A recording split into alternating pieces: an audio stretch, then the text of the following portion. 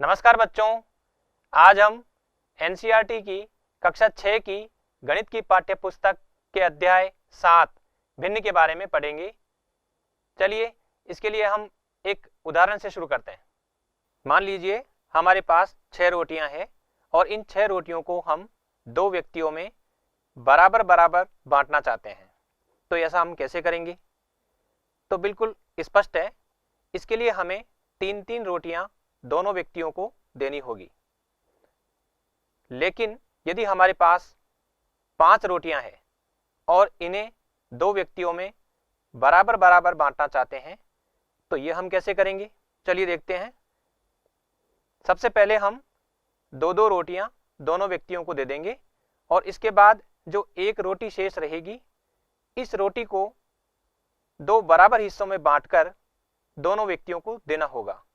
तो इसके लिए हम ये जो एक शेष रोटी रही है, इस रोटी के 2 बराबर हिस्से करेंगे और प्रत्येक व्यक्ति को आधी आधी रोटी देंगे।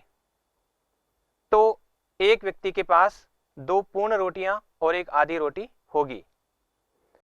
यहां पर आप देख रहे हैं कि जो पूर्ण रोटियां हैं उन्हें तो हम प्राकृत संख्या 2 की मदद से लिख पा रहे हैं, लेकिन जो आधी रोटी है, इस आधी रोटी को हम किस तरह से संख्या के माध्यम से लिखें, ये हमारी समस्या है। तो चलिए आगे बढ़ते हैं। आप यहां देख रहे हैं एक पूर्ण रोटी है और इस पूर्ण रोटी को हमने 1 के द्वारा प्रदर्शित किया है। और यदि हमारे पास आधी रोटी है जो कि इस पूरी रोटी को 2 बराबर हिस्सों में बांटने पर जो एक हिस्सा हमें मिल रहा है, जो कि इस पूरी रोटी का आधा भाग है, तो इसे हम किस तरह से प्रदर्शित करेंगे? तो आपने पिछली कक्षा में पढ़ा है कि इस तरह की जो स्थिति है उसे हम भिन्न के माध्यम से प्रदर्शित करते हैं। तो यहाँ यह जो आधी रोटी है इसे हम एक भिन्न 1/2 से प्रदर्शित करेंगे। यहाँ जो भिन्न 1/2 है, इसमें संख्या 2 ये प्रदर्शित करती है कि इस पूर्ण रोटी के हमने कितने बराबर भाग किए हैं। इसी तरह इसमें जो संख्या 1 है वो ये बताती है कि इस पूर्ण रोटी के कितने भाग हमने लिए हैं। तो इस तरह से यहाँ जो आधी रोटी है ये इस पूर्ण रोटी का 1 भाग हमने लिया है, इसलिए 1/2 में 1 आ रहा है। और नीचे जो 2 है ये पूर्ण रोटी के 2 भाग हमने किए हैं, तो वहां से ये 2 हमने लिया है। तो इस तरह से हम किसी भी पूर्ण के भाग को भिन्न के द्वारा व्यक्त कर सकते हैं। यहाँ आप देख रहे हैं पूर्ण रोटी को हम 1 से प्रदर्शित करते हैं और यदि हम इस पूर्ण रोटी के 4 बराबर भाग करते हैं तो उसमें जो 1 भाग है उसे हम 1/4 भिन्न के द्वारा प्रदर्शित करेंगे, क्योंकि यहाँ इस पूर्ण रोटी के 4 भाग हमने किए हैं, इसलिए इस भिन्न में जो नीचे संख्या आ रही है वह 4 है और उन 4 भागों में से हमने 1 भाग लिया है, इसलिए 1/4 में संख्या 1 आ रही है। तो इसी तरह से यहाँ आप देख रहे हैं कि पूर्ण रोटी में से यदि हम 2 भाग लेते हैं तो वो 2/4 भिन्न के द्वारा प्रदर्शित होगा। और इसी तरह से यदि इस पूर्ण रोटी में से हम 3 भाग लेते हैं तो वो 3/4 से प्रदर्शित होगा। एक और उदाहरण देखिए। मान लीजिए कि हमारे पास 6 वृत्तों का एक समूह है। यदि हम इस पूरे समूह को एक पूर्ण के द्वारा प्रदर्शित करें, जैसा कि आप यहाँ पहला चित्र देख रहे हैं, इस पहले चित्र में जो 6 वृत्तों का समूह है वह संख्या 1 के द्वारा प्रदर्शित है।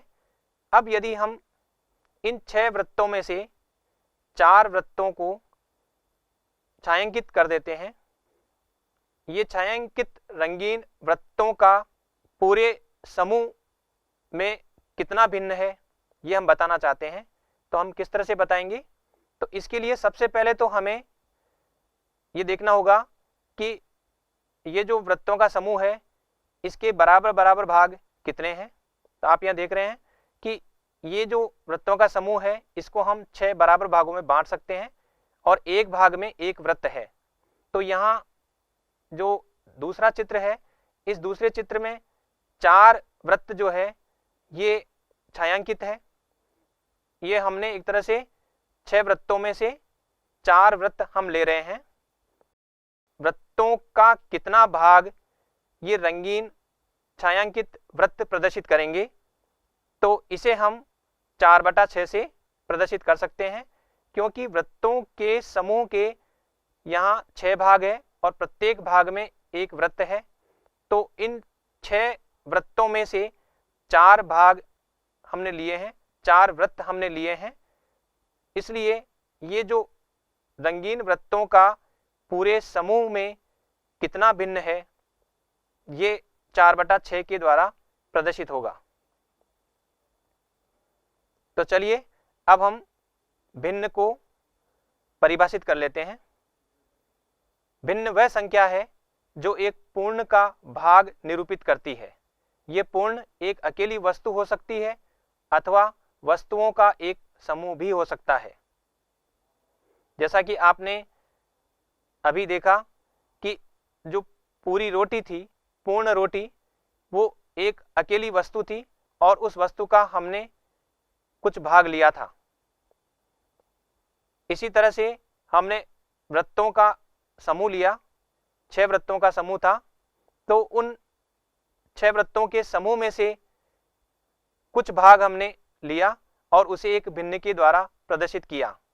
तो इस तरह से भिन्न एक पूर्ण का भाग निरूपित करती है, लेकिन ये पूर्ण अकेली वस्तु भी हो सकती है अथवा वस्तुओं का एक समूह भी हो सकता है।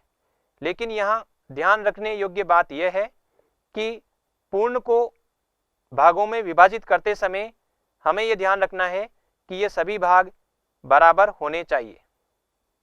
अब आप यहाँ देख रहे हैं एक भिन्न है 3/4। इसमें जो दो संख्याएं हैं 3 और 4, इनको हम किस नाम से जानते हैं यह जान लेते हैं। यहाँ जो संख्या 3 जो इस भिन्न में ऊपर की संख्या है, इसे हम अंश कहते हैं, और जो नीचे संख्या 4 है इसे हम हर कहते हैं। तो इस तरह से किसी भी भिन्न की दो संख्याओं को हम क्या नाम देते हैं ये आप यहाँ जान लेते हैं। संख्या 3 अंश है और जो नीचे संख्या 4 है वो हर को प्रदर्शित करेगी। इसी तरह से आप यहाँ एक दूसरी संख्या देख रहे हैं 5/12, और इस भिन्न संख्या में अंश क्या होगा, तो निश्चित रूप से ये जो 5 है वो अंश होगा, और जो इस संख्या में नीचे जो संख्या दिख रही है 12, ये हर को व्यक्त करेगी। अब आप यहाँ एक प्रश्न देख रहे हैं, छायांकित भाग को निरूपित करने वाली भिन्न लिखिए। यहाँ ये जो आकृति है ये एक पूर्ण को निरूपित करती है और इस आकृति का कुछ भाग छायांकित है। तो इसमें आप जब ध्यान से देखेंगे तो आप पाएंगे कि ये पूरी आकृति 4 बराबर भागों में बटी हुई है। तो ये जो 4 बराबर भाग हैं इनमें से 2 भाग छायांकित है। हमें वो जो छायांकित भाग है वो उस पूरी आकृति का कितना भिन्न है वो हमें लिखना है। तो सबसे पहले तो हमें ये देखना होगा कि इस पूरी आकृति के कुल कितने भाग हैं। तो इस पूरी आकृति के आप यहाँ 4 बराबर भाग देख रहे हैं, उनमें से 2 भाग छायांकित है, इसलिए 2 को हम ऊपर लिखेंगे और 4 को नीचे लिखेंगे, और इस तरह से जो भिन्न बनेगी वो होगी 2/4। इसी तरह से एक दूसरी आकृति लेते हैं और इस आकृति में जो छायांकित भाग है वो उस पूरी आकृति का कितना भिन्न है ये हमें बताना है। इस पूरी आकृति को ध्यान से देखेंगे तो ये पूरी आकृति 8 बराबर भागों में बटी हुई है, और इन 8 बराबर भागों में से 3 भाग छायांकित है, 3 भाग छायांकित रंगीन है। तो ये जो 3 भाग है ये हम भिन्न संख्या में संख्या 3 ऊपर लिखेंगे, और जो कुल भाग यहाँ है 8 उसे हम नीचे लिख देंगे, और इस तरह से जो छायांकित भाग पूरी आकृति का 3/8 होगा। अब एक और प्रश्न लेते हैं। 40 मिनट 1 घंटे की कौन सी भिन्न है? अर्थात 1 घंटे का कितना भाग 40 मिनट व्यक्त करता है? इसके लिए हम सबसे पहले तो ये देखेंगे कि 1 घंटे में कितने मिनट होते हैं। तो हम जानते हैं कि 1 घंटे में 60 मिनट होते हैं। इसे हम इस तरह से भी कह सकते हैं कि यदि 1 घंटे को 60 बराबर भागों में बांटें तो 1 भाग 1 मिनट के बराबर होता है। तो उन 60 भागों में से यदि हम 40 भाग लेते हैं तो वो 40 भाग 40 मिनट के बराबर होंगे। तो ये जो 40 मिनट है वो 1 घंटे का कितना भिन्न होगी वो हम इस तरह से लिख सकते हैं। जो भिन्न होगी वह होगी 40/60, क्योंकि 1 घंटे के हमने कुल 60 बराबर भाग किए हैं और उनमें से 40 भाग हमें लेने थे, इसलिए जो भिन्न हमें मिलेगी वह होगी 40/60। तो 40 मिनट 1 घंटे की 40/60 है। अब ये जो आकृति आप देख रहे हैं, इस आकृति में ये जो छायांकित रंगीन भाग है, क्या ये भाग 1/4 को व्यक्त करता है? इसके लिए सबसे पहले हमें ये देखना होगा कि ये जो पूरी आकृति है क्या बराबर बराबर भागों में बटी हुई है। तो निश्चित रूप से ये आकृति बराबर भागों में बटी हुई नहीं है। इसमें जो ये रंगीन भाग है ये थोड़े बड़े आकार का है और ऐसे 2 भाग हैं और 2 भाग जो है वो छोटी आकृति के हैं। तो यहाँ ये पूरी आकृति बराबर भागों में बटी हुई नहीं है। हालांकि इस पूरी आकृति के 4 भाग किए गए हैं, लेकिन चूंकि ये चारों भाग बराबर आकार के नहीं है, इसलिए ये छायांकित भाग 1/4 को व्यक्त नहीं कर सकता। इसलिए छायांकित भाग 1/4 नहीं है। तो यहाँ हमें ये ध्यान रखना होगा कि जिस आकृति की भिन्न हमें बतानी है उसके पहले उस आकृति को हमें बराबर बराबर भागों में बांटना होगा। उसके बाद ही हमें बताना होगा कि जो छायांकित भाग है वो पूरी आकृति का कितना भिन्न है। अब हम भिन्नों को संख्या रेखा पर प्रदर्शित करना सीखेंगे। जैसा कि आप जानते हैं कि हम पूर्ण संख्याओं को संख्या रेखा पर कैसे प्रदर्शित करते हैं। जैसा कि आप यहाँ चित्र देख रहे हैं, कभी भी पूर्ण संख्याओं को संख्या रेखा पर निरूपित करना हो तो हम सबसे पहले जो संख्या रेखा है उस पर कहीं पर भी एक बिंदु ले लेते हैं, जैसे कि यहाँ O लिया है, और इसको हम 0 से प्रदर्शित कर देते हैं।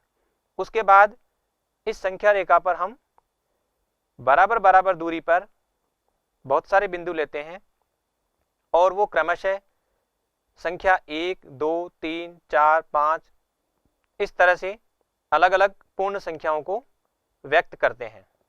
लेकिन यदि हमें किसी भिन्न संख्या को संख्या रेखा पर प्रदर्शित करना हो तो हम वो कैसे करेंगे?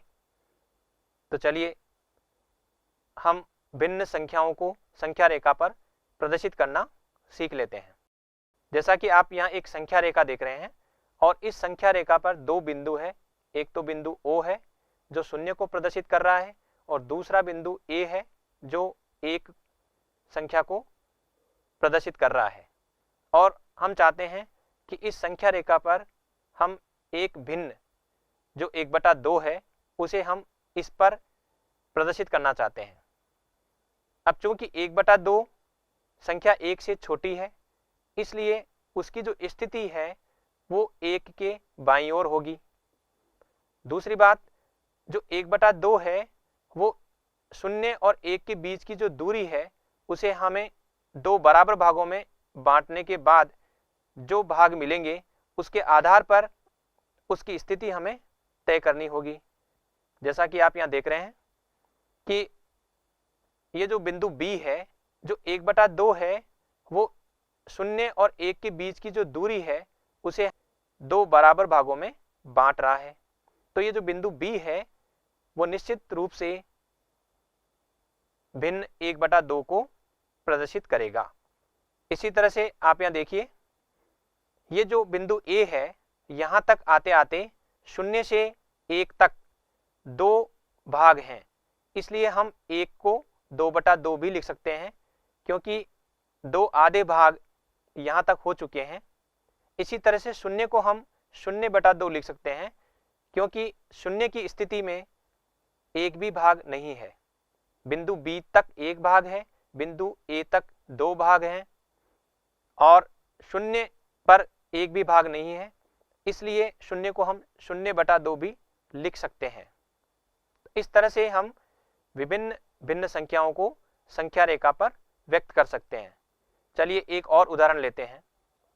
यहाँ आप देख रहे हैं कि 0 और 1 के बीच की दूरी को यदि हम 4 बराबर भागों में बांटें तो हमें इसके लिए 3 बिंदु संख्या रेखा पर लेने होंगे, जैसा कि यहाँ बिंदु B, बिंदु C और बिंदु D इस तरह से लिए हैं कि इनके बीच की दूरी आपस में बराबर है, और यहाँ बिंदु O और B के बीच की दूरी, बिंदु B और C के बीच की दूरी, इसी तरह से बिंदु C और D के बीच की दूरी और बिंदु D और A के बीच की दूरी, ये सभी बराबर हैं।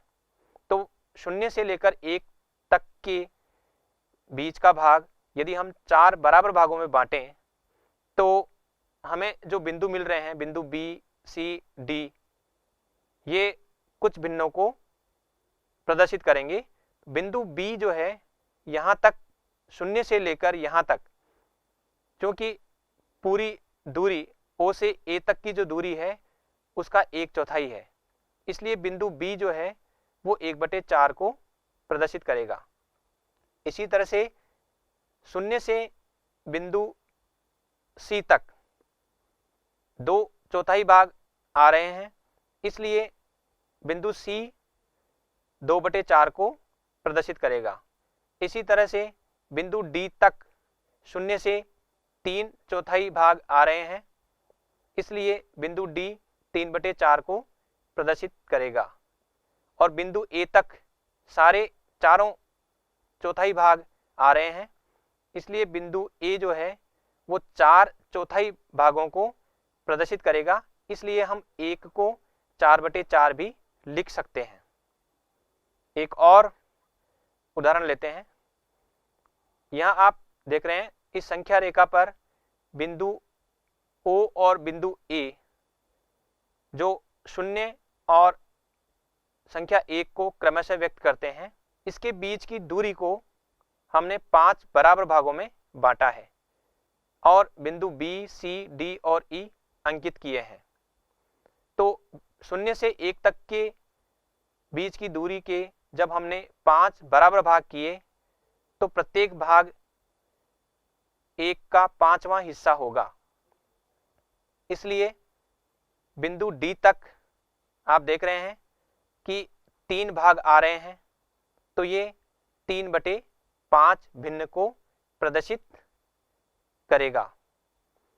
क्योंकि यहाँ 0 से 1 के बीच की दूरी को हमने 5 बराबर भागों में बांटा है, इसलिए जो भिन्न 3/5 हमने लिखी है उसमें जो हर 5 है वो तो 0 और 1 के बीच की दूरी को हमने जितने बराबर भागों में बांटा है वो 5 है, और ऊपर जो संख्या 3 ली है वो ये प्रदर्शित करती है कि बिंदु D जो है वो 0 से कितनी दूरी पर है।